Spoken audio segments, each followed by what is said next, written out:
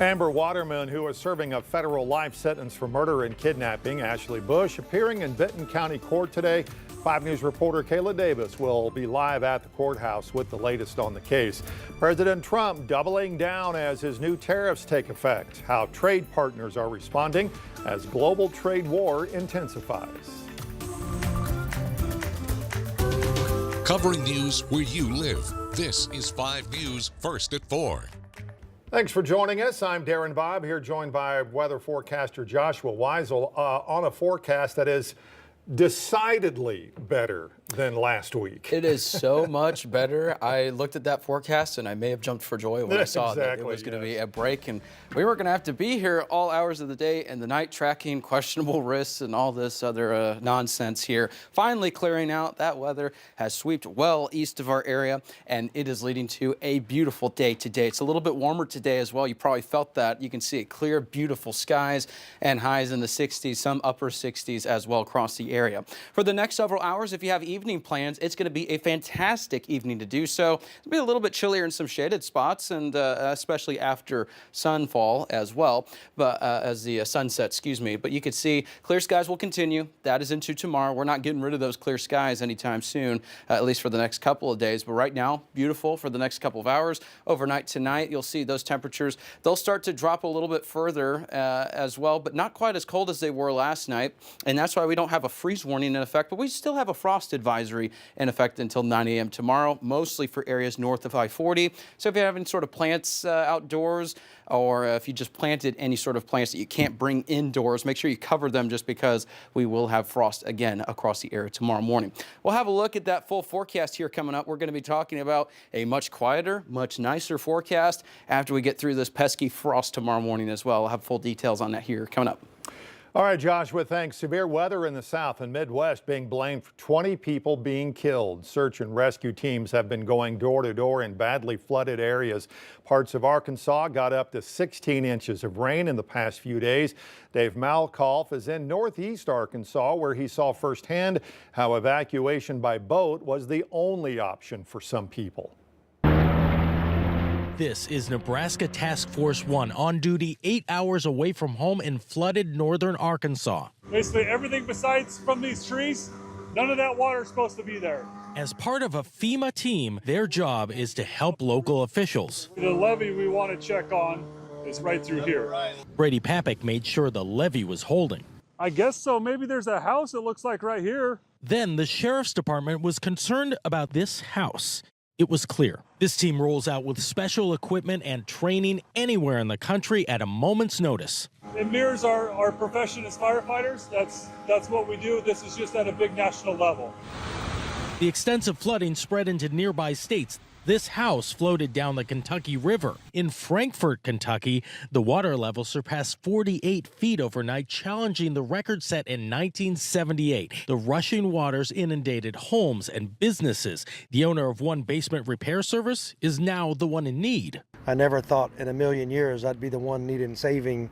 Over the weekend, severe winds and tornadoes struck other parts of the southeast, like this twister in northern Mississippi that blew through Blue Springs, battering farms and tearing off the roofs of homes while toppling multiple trees. The powerful storm also prompted tornado warnings in northern Tennessee. There's just been so many tornadoes lately that it's just scary of the devastation, so many different places. And here in northern Arkansas, the concern is this rising floodwater. You see that little white building back there? That's where the Black River starts. Anything in front of it is all floodwater. This is only expected to go up for the next couple days, possibly crest on Wednesday. But then the rising floodwater could be an issue for the rest of the week. Dave Malkoff, CBS News, Pocahontas, Arkansas. Right now at 4, Arkansas lawmakers rejecting again the appropriations bill to fund that Franklin County prison project. Vote from the Senate chamber coming down just a few minutes ago. 19 senators voted for it, 10 voted against it, 6 didn't vote at all. We have much more on the decision and what comes next tonight on your 5 News at 5. Amber Waterman appeared in Benton County Court today via teleconference. She's already serving a federal life sentence for the deadly kidnapping of Ashley Bush and her unborn daughter. 5 News reporter Kayla Davis live at the Benton County Courthouse now after sitting in on this hearing. Kayla? Darren, Waterman's hearing today was supposed to be an omnibus hearing where the defense can make any disputes to evidence submitted by the state in this case. Well, that was ultimately pushed to a later date. Since her arraignment and today's hearing, she has been behind bars in Missouri since her arrest. Judge Green agreed to push back the omnibus hearing to July 7th. The delay will give the state Supreme Court enough time to make a decision on double jeopardy in the case. In other words, the Supreme Court will decide if Waterman can even be tried for the death penalty in Benton County, though she's already serving a federal life sentence. Sometimes for certain crimes, we should be able to ask for the worst punishment that we have, whatever that is. And when we've got a family that's asking us to do that, if we don't have a legal reason not to, then it's hard to justify not doing that. The Supreme Court will hear arguments on April 24th. The prosecuting attorney on this case, Josh Robinson, says that July 7th hearing date could move to an earlier date depending on how quickly the Supreme Court comes down with a decision. Live in Benton County, covering news where you live, Kayla Davis, 5 News. All right, Kayla, thanks. President Trump threatening new tariffs on China today, even as Wall Street continues to slide. That development comes as Israel's prime minister becomes the first foreign leader to visit the White House since the president announced reciprocal tariffs. Erica Brown has the latest. President Trump welcomed Israeli Prime Minister Benjamin Netanyahu to the White House Monday. On the agenda, the ongoing war in Gaza, Iran's nuclear program, and the 17% reciprocal tariff on Israeli goods Trump announced last week. We will eliminate the trade deficit with the United States. We intend to do it very quickly.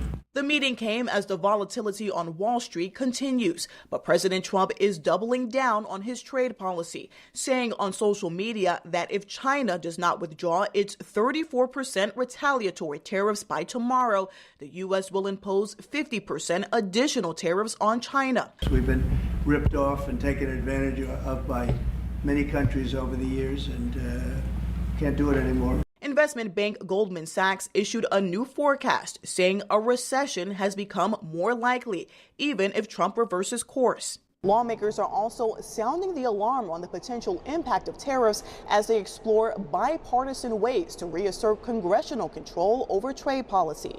I urge the president to back off before it's too late. President Trump, who hosted the World Series champion LA Dodgers Monday, says he spoke with Japan's prime minister ahead of reciprocal tariffs taking effect Wednesday. White House officials say more than 50 countries have reached out to the president to try to negotiate his sweeping tariff policy. Erica Brown, CBS News, Capitol Hill. The president also announced this afternoon direct talks are planned with Iran about its nuclear program.